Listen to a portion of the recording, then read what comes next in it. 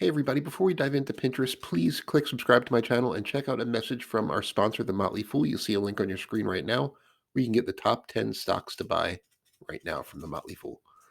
All right, so Pinterest just reported its fourth quarter earnings, and the market had a negative reaction to them, and it's not really hard to see why. Not only did the company issue weak guidance for the first quarter, but it missed on revenue and earnings as well. So let's take a look at the numbers. In the fourth quarter, Pinterest revenue was up 4% year over year, excluding foreign exchange fluctuations. We're talking a 6% year over year gain in revenue. Not fantastic, especially when you compare to what was going on in the past few years. Revenue was up 5% in the US. And in the critical region of everything outside of the US and Europe, which Pinterest just refers to as the rest of the world, revenue was up by 26% year over year. So very strong, but still a very small portion of its revenue. We'll get to that more in a minute.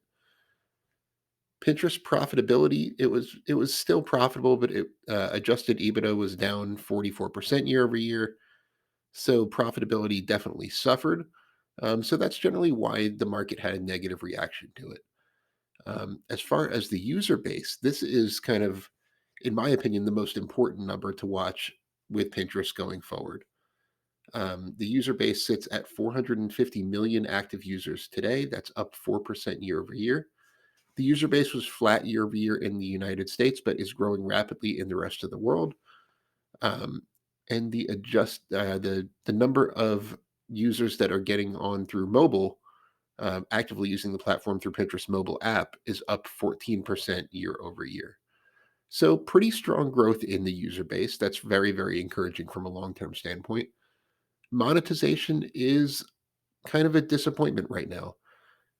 Their average revenue per user is up just 1% year over year, 6% growth in the US, down by 9% in Europe, um, which is Pinterest's second best monetized market if you see the average revenue per user in those charts. In the rest of the world, Pinterest's average revenue per user was up 21% year over year. That may sound great, and it is to a degree. But when you consider that the average Pinterest user outside of the US and Europe generated just 14 cents in revenue for the company during the quarter, as opposed to $7.60 for the average US user, it kind of tells a different story. Pinterest hasn't really figured out how to monetize anything outside of the US and Europe yet to any significant degree. Hopefully, as it starts to incorporate e commerce into its platform, that's one of the biggest remaining opportunities. The user base outside of the US and Europe is the majority of Pinterest users. It's really important to notice. So it's still a big opportunity internationally. If it can bring that international monetization to even a fraction of what the US is generating, it would be a massive, massive win for shareholders in the company. Other thing in the quarter, Pinterest is doing a very good job of controlling expenses. If you see its kind of expense report right here on this slide, the cost of revenue was down significantly year over year as a percent of revenue, and it's spending a lot less on R&D. Pinterest is doing a good job of cutting expenses in the challenging environment to keep profitability up and make the business sustainable long term. The new initiatives that Pinterest is rolling out are really what I'm most excited about as an investor. Pinterest is one of my largest investments in my portfolio. It's a top five holding for me. Pinterest is really doubling down on video content. As you can tell right now, you're watching one of my videos, so I'm definitely a fan of engaging video content as a way to really drive member interaction and hopefully revenue. It's expanding its solutions it's offering to advertisers.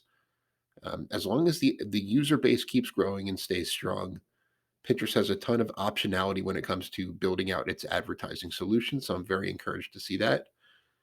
And Pinterest is doing a really great job of trying to help retailers see what is trending, what people are searching for, and things like that. And all of that could pay dividends as Pinterest really dives into e commerce in the years to come. So overall, I'm encouraged by the fourth quarter. It didn't knock my socks off, but I am planning to add to my position incrementally over time, and I can't wait to see what the company does for the rest of this year. Would love to hear what you think. Leave me some comments, and I will do my best to answer each one of them. Once again, thank you so much for joining me. Be sure to click subscribe if you don't subscribe to my channel already. And as always, this video is sponsored by The Motley Fool. Be sure to visit www.fool.com/Frankel to receive the top 10 best stocks to buy now.